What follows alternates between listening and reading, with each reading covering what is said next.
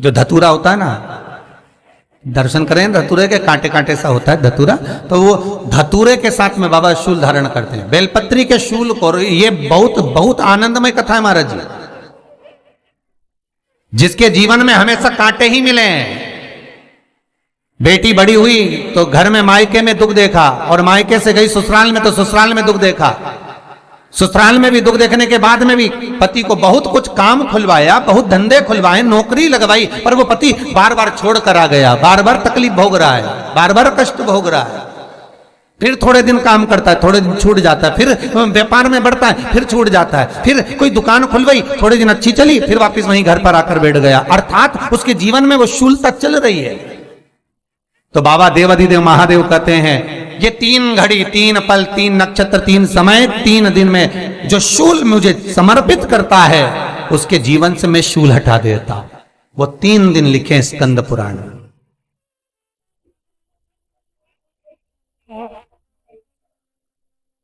महाराज बैसाख महीने में जो प्रदोष आती है, बैसाख के महीने में बहुत ध्यान से सुनना भाई, जो अपनी जिंदगी से बहुत तंग आ गए हो, परेशान हो गए हो, कष्टमय जीवन जी रहे हो, बहुत दुखी हो गए हो, उनके लिए ये स्कंद पुराण का चरित्र फिर मिले ना मिले, आप प्रेम से सुन लो भाव से। पहला, बैसाख महीने की प्रदोष,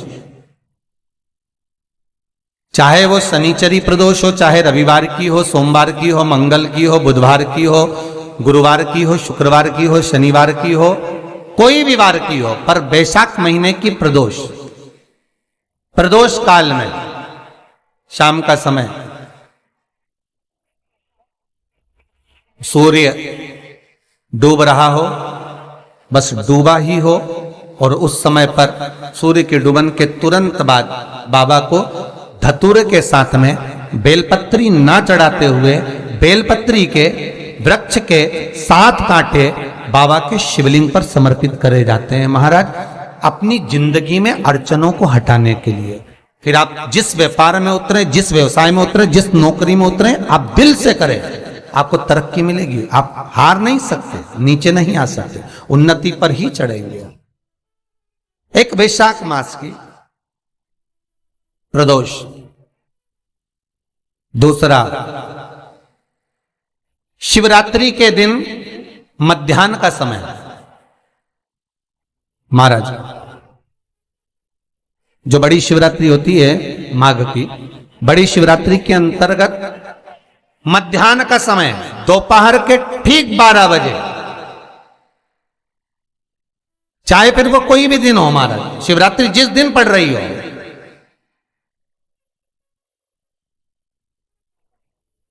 उस दिन भी धतूरे के साथ बाबा को 7 कांटे बेलपत्री के वृक्ष के समर्पित होते हैं महाराज। इसमें आप ये वाले जो कांटे हैं, जो शिवरात्रि के दोपहर 12 बजे वाले हैं, अगर कोई मदिरा पीने वाला हो, व्यसन में डूबने वाला हो, कोई जुआ खेलने वाला हो, कोई गलत वैश्यावृत्ति करने वाला, या अपने मार्ग से विचलित कोई व्यक्ति है, उसके लिए भी ये कांटे बहुत काम आते हैं महाराज। दूसरा, पार्वती तेरे द्वारा तेरे नयन अश्रु से जो प्रगटा हुआ बेल का वृक्ष है, द्वितीय शूल मैं वहां धारण करता, तृतीय शूल, तीसरा शूल जो वर्णन करा गया महाराज, भगवान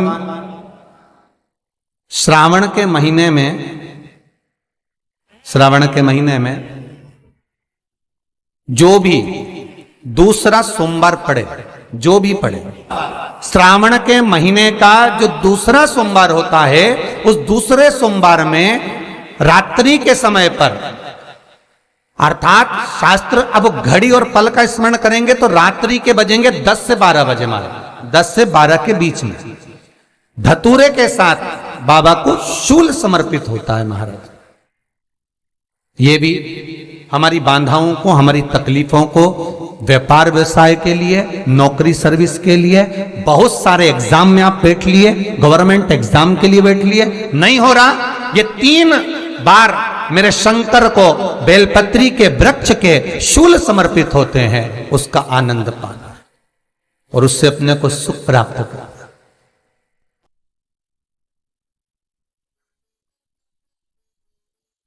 कि बाबा भोलेनाथ जी के नयन अश्रु से जो प्रकट हुआ वो रुद्राक्ष का पौधा है, माता पार्वती के नयन अश्रु से जो प्रकट हुआ वो बेलपत्री का पौधा है, और उमा और महेश, जिस महेश के वंशज हैं महेश्वरी,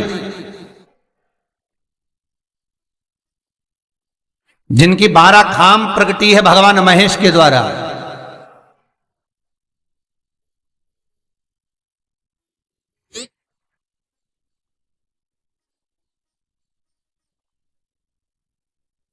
वो महेश और उमा और महेश का जो चरित्र है कि उमा और महेश का जब प्रागट्य हुआ, उमा और महेश जब दोनों आनंद में विभोर होकर जब चलते हैं और दोनों के बैठने से तप मुद्रा से जो पौधा उत्पन्न होता है वो शमी का पौधा है।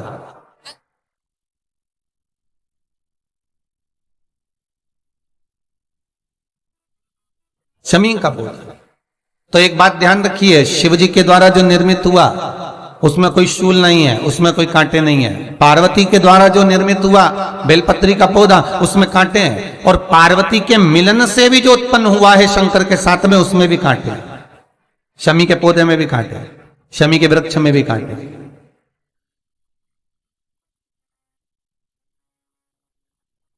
तो पार्वती जी स्कंद पुराण में एक प्रश्न कर रही हैं भोलेनाथ जी से कि प्रभु मुझे ये बताओ कि आपके द्वारा जो निर्मित हुआ उसमें शूलता नहीं है, पर मेरे द्वारा जो निर्मित हुआ उसमें शूल क्यों आया है, उसमें कांटा क्यों आया है? थोड़ा सा माताओं, मेरी जीजियों, आपको थोड़ा बुरा तो लगेगा इस प्रसंग को सुनकर, पर लग जाए, पर आज कथा निकली है तो सुन लो, है कि शिवजी जिस रुद्राक्ष को उत्पन्न कर रहे हैं उसमें शूलता नहीं है, पर पार्वती जी जो संग में मिली हैं उसमें भी शूलता है, और पार्वती के द्वारा जो प्रकट हुआ बेलपत्र उसमें भी शूलता है। तो भगवान महादेव बोलते हैं पार्वती, मैं तुझे कुछ कहूं और कहने पर तुझे तेरे हृदय में कोई बात चुभे, शूल लगे तो मुझे ठीक नहीं लगेगा। नहीं नहीं नहीं, आप कहिए प्रभु, मैं सुनने के लिए तैयार हूं, आप तो बोलो कि कारण क्या है। भगवान कहते हैं पार्वती, बस अंतर इतना है, नारी का जो स्वभाव होता है, स्त्री का जो स्वभाव होता है, उसके हृदय में छोटी छोटी बात के शूल बहुत होते हैं।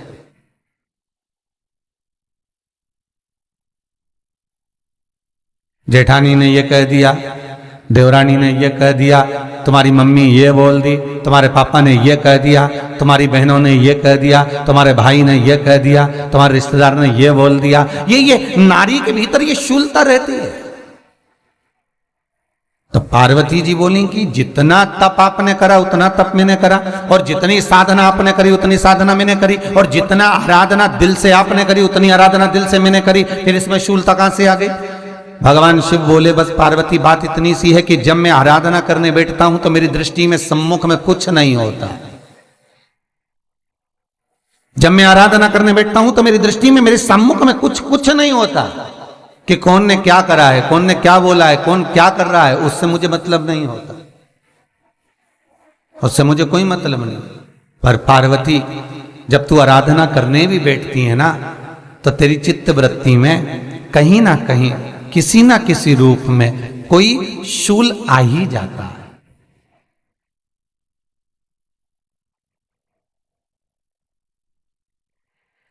कई माताओं की आदत देखी साहब, भगवान की सेवा करने बैठी है तो भी भीतर थोड़ा सा शूलता भरी हुई है। महाराज बताओ, इतने सारे भगवान इकट्ठे कर लिए, मैंने बोला था बहू से कि वहां रख लेती है, बताओ इतने सारे यहां पर लाकर रख दिए हैं, अब इसकी सेवा करना पड़ रही है, अब ये करना पड़ रहा है।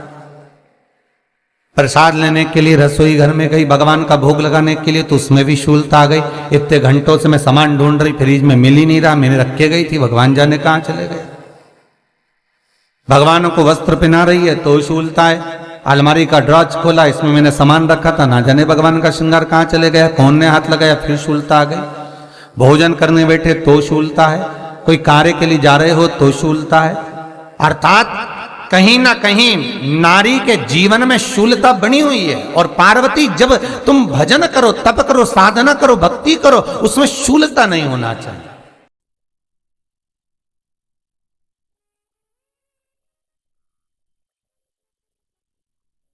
पार्वती जी ने कहा, भोलेनाथ, तो क्या आप मुझे स्वीकार नहीं करेंगे बेलपत्री के रूप में? क्या मुझे स्वीकार नहीं करेंगे शमीपत्र के रूप में? पद्म पुराण, स्कंद पुराण, लिंग पुराण, नर्मदा पुराण और शिव महापुराण, ये सारी पुराणे वर्णन करती है। पार्वती जी का खंड आनंद वर्षित कर रहा है, वर्णन कर रहा है। पार्वती खंड वर्णन कर रहा है, सती खंड वर्णन कर रहा है, उमा संहिता वर्णन कर रही है। क्या आप मेरा ये बेलपत्र का स्वरूप आप धारण नहीं करेंगे? इसमें शूलता इसलिए भगवान कहते हैं, नहीं नहीं, धारण तो करूंगा पर शूल धारण नहीं करूंगा। मैं शूल धारण नहीं करूंगा, मतलब बेलपत्री में जो कांटे लगे रहते हैं बेलपत्री की, उस डाली के अंदर जो कांटे शूल रहते हैं, भगवान शिव वो धारण नहीं करते। आप उस बेलपत्री को आप बड़े प्रेम से, आनंद से पत्ते को निकाल लीजिए, तोड़ लीजिए, उतार लीजिए और फिर भगवान को वो प्रेम से समर्पित करो तो भगवान स्वीकार करना। पर भोलेनाथ, ये बेलपत्री का जो वृक्ष है मेरे नयन अश्रु से उत्पन्न हुआ है, मेरे द्वारा उत्पन्न हुआ है, फिर तो इन कांटों की कोई महत्वता ही नहीं है, इन शूल की कोई महत्वता नहीं है।